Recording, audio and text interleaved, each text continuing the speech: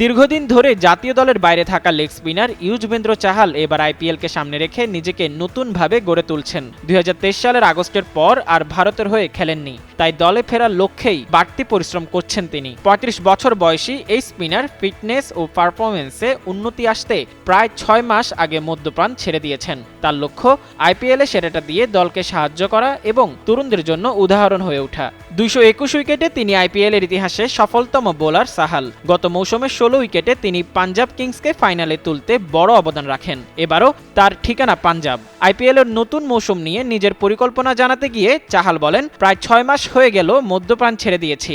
এখন আমার ৩৫ বছর, আরও বেশি সক্রিয় থাকতে চাই, দলের জন্য ১৫০% দিতে চাই। একজন সিনিয়র বোলার হিসেবে যদি আইপিএলে যাই, আমি চাই সবাই আমাকে দেখে ভাবুক তার কাছ থেকে আমাদের কিছু শিখতে হবে।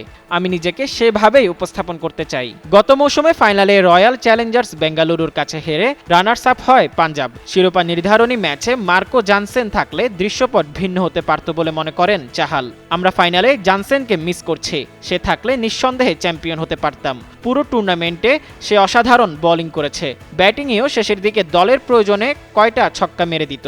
ওর বোলিং নিয়ে আমরা বেশি আত্মবিশ্বাসী ছিলাম, বিপক্ষ দলের ওপেনারদের কাছে কাজটা কঠিন হতো।